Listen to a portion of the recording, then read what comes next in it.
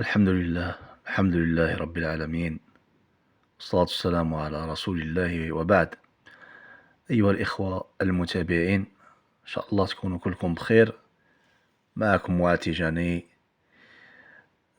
لكل بداية نهاية، وأظن أنه القناة اللي عرفتوني فيها، اللي تعرفنا على الرجال بواسطتها، معاذ تيجاني، من سنة 2013. سبحان الله العظيم، فتحتها فقط لنشر حب وهذه الهواية اللي هي هواية الطيور. سبحان الله العظيم، ما توقعتش يوم أنه القناة راح تكون فيها 264 ألف أخ متابع، 694 فيديو، بدون ذكر الفيديوهات اللي راهم في البريفي. نظن أكثر من 700 فيديو فيه إفادة بإذن الله، ما شاء الله. لكن دعت الحاجة إخوتي الأعزاء، دعت الحاجة أن أتخلى عن هذه القناة لأسباب لأسباب مالية، بكل صراحة، لأسباب مالية. الحمد لله.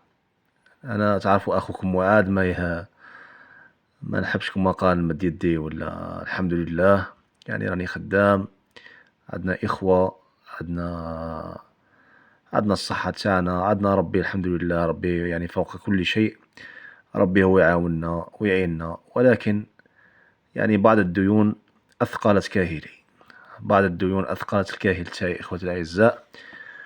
فخممت خممت خممت خممت خممت مليح مليح خوتي العزاز، ما لقيتش حاجة أخرى اللي نسد بها هذه الديون تاعي. وهذه واش نقول لكم، الناس اللي طلقنا لهم طيور، طلقنا لهم مكملات بالدين وما خلصوناش.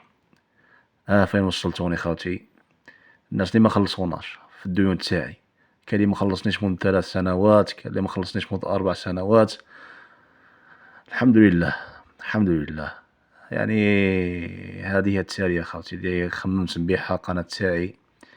ولكن أنا عارف بلي عندي الرجال وعندنا الإخوة اللي يتابعوني ويحبوني، وعلى بالي بإذن الله اللي ما تخلاوش عليا، بإذن الله نخليوها القناة لا ربي يكتب.